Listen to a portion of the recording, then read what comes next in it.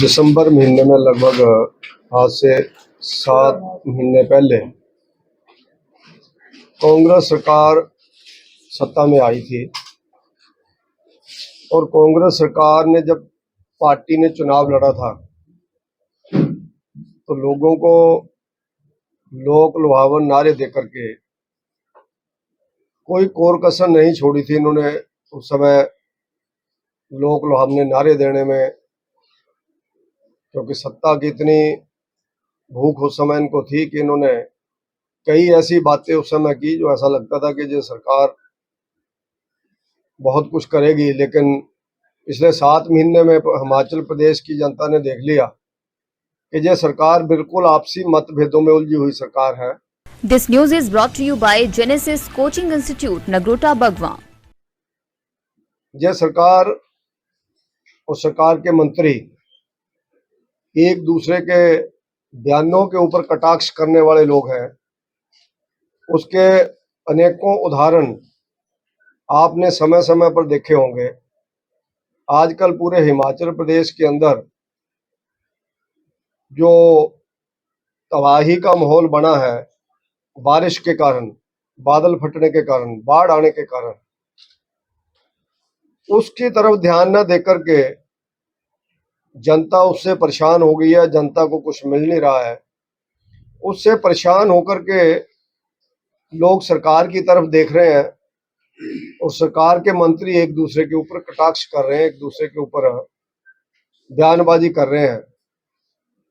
उसमें आपने देखा होगा कुछ दिन पहले हिमाचल प्रदेश के पीडब्ल्यूडी मिनिस्टर विक्रमादित्य सिंह ने बयान दिया था कि हिमाचल प्रदेश में जितनी भी बाढ़ आई है उसमें कहीं ना कहीं खनन का बहुत बड़ा हाथ है।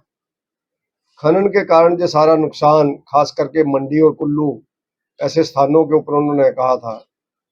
उसके साथ ही इंडस्ट्री मिनिस्टर हर्षवर्धन जी ने उसका कटाक्ष किया था कि ये बिल्कुल गलत है और इसके कारण कुछ नुकसान नहीं हुआ है। और विक्रमादित्य जी ने कहा था कि मैं विधानसभा के अंदर भी इस चीज को उठाऊंगा। उसके बाद आपने उनका बयान देखा होगा, 3-4 दिन पहले उन्होंने बयान दिया कि हिमाचल प्रदेश में जो ब्यूरोक्रेसी है, जो ऑफिसर्स हैं, वो किसी के कंट्रोल में नहीं है। ऑफिसर बेलगाम है। प्रदेश सरकार के ऑफिसर रोकने की क्या क्या स्थितियां हो सकती हैं। ऑफिसर्स को लगाना चाहिए कि वो स्टडी करें कहाँ तक हमारी कंस्ट्रक्शन होगी, कहाँ तक हम लोगों को आने वाले टाइम में अलो करेंगे। लेकिन ये आपस में उलझे हुए हैं। आपने देखा होगा कि प्रदेश के अंदर जगह जगह से लोगों की बातें आ रही हैं कि कितने दिन हो गए जहां पानी नहीं आ रहा हमारे गांव के अंदर, कितने दिन हो गए बिजली नहीं आ रही है, सड़कें बंद पड़ी हैं। और हिमाचल प्रदेश के अंदर जो पर्यटक थे वो पर्यटक बहुत दुखी होकर के गए और कईयों के साथ अलग तरह का व्यवहार भी हुआ। लेकिन गवर्नमेंट का एक भी बयान उसके ऊपर नहीं आया, एक भी बयान। जो विपत्ति का टाइम था, पर्यटक हमारे मेहमान थे। लगभग 1,05,00,000 के लगभग पर्यटक 6 महीने के अंदर आए। हमारी इकोनॉमी का मेन आधार हिमाचल प्रदेश में पर्यटन है। लेकिन उनके बारे में भी अलग अलग मीडिया के माध्यम से बहुत से लोगों ने उनके साथ कंधे से कंधा मिलाकर के उनका सहयोग भी किया। लेकिन कई घटनाएं ऐसी भी आई। सरकार को चाहिए ऐसे लोगों को चिन्हित करें जिन्होंने हिमाचल जैसे सुंदर और शांत और सच्चे प्रदेश में ऐसी एक भी घटना अगर हो जाए कि किसी के साथ ऐसा न्याय हुआ। आज भी मैं अखबार में किसी में पढ़ रहा था कि उनको गाड़ियां वहां छोड़ करके जाना पड़ा। अगर 4 लोग थे तो एक व्यक्ति रोक लिया कि जब आप पैसे देंगे तब इसको छोड़ेंगे। आपने पढ़ा होगा, बहुत बड़ी घटना है। मुख्यमंत्री जी को इसके ऊपर संज्ञान लेना चाहिए, क्योंकि हिमाचल प्रदेश की बहुत बड़ा इज्जत मान है पूरे देश के अंदर। हमारे यहाँ लोग इसलिए ज्यादा पर्यटक आते हैं कि हम शांत लोग हैं, ईमानदार लोग हैं, मेहनती लोग हैं। कुछ एक गलत व्यक्ति के कारण प्रदेश की जो इमेज होती है वो खराब हो जाती है। मैक्सिमम लोगों ने सहयोग किया, मैक्सिमम लोगों ने पर्यटकों को जान बचाने में भी उनकी कोशिश की, खाना खिलाने में भी उनकी कोशिश की, होटल रेस्टोरेंट और अपने सरायों में भी उनको ठहराया। लेकिन कुछ लोगों की ऐसी चीजें आ रही हैं जो इग्नोर नहीं की जा सकती हैं, मेरा ऐसा मानना है। अगर ऐसा कोई व्यक्ति मुसीबत के समय पर भी करता है तो कितना बुरा आदमी को लगता है, प्रदेश की इमेज क्या जाती है उस समय। तो इस तरह से गवर्नमेंट अपने काम में उलझी हुई है। मंत्री अपने विरोधाभासी बयानों के कारण जनता को परेशान कर रहे हैं और हिमाचल के विकास की गति जगह जगह पर रुकी हुई है। और हिमाचल प्रदेश के अंदर आपने देखा होगा, हर आदमी अपनी अपनी राजनीति चमकाने की कोशिश कर रहे हैं। मुख्यमंत्री जी अलग कहीं जाते हैं तो हमारे उप मुख्यमंत्री जी दूसरी दिशा में जाते हैं। उनको भी लगता है 2-4 दिनों बाद हमको भी जाना चाहिए।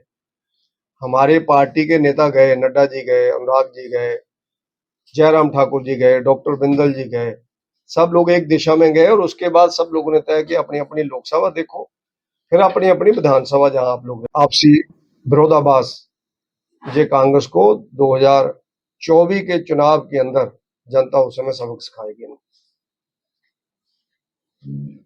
लगभग 8 साल पहले शुरू हुए इस संस्थान ने अनगिनत डॉक्टर, इंजीनियर और डिफेंस ऑफिसर समाज को दिए हैं।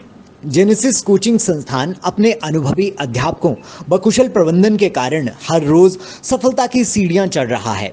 यहाँ पर कांगड़ा जिला के ही नहीं बल्कि दूर दराज क्षेत्रों जैसे चंबा, पांगी, मंडी आदि के बच्चे भी यहाँ आकर शिक्षा ग्रहण कर अपने लक्ष्य प्राप्त कर रहे हैं। अत्याधुनिक तकनीकों व सुविधाओं के साथ बच्चों को 9वीं से ही उनके लक्ष्य प्राप्ति के लिए तैयार किया जाता है। बच्चों को बोर्ड परीक्षा के साथ साथ कॉम्पिटिटिव परीक्षाएं जैसे नीट, जेईई, एनडीए, एनटीएससी, एसटीएससी व ओलंपियाड आदि की तैयारी भी करवाई जाती है। अति प्रतिभाशाली व जरूरतमंद बच्चों को उनके गंतव्य तक पहुंचाने के लिए संस्थान द्वारा सुपर 30 बैच का शुभारंभ भी किया जा रहा है, जिसमें बच्चों को निशुल्क कोचिंग व आवासीय सुविधाएं प्रदान की जा रही हैं। ये कार्यक्रम संस्थान के दोनों केंद्रों नगरोटा बगवां व पालमपुर में चलाया जा रहा है।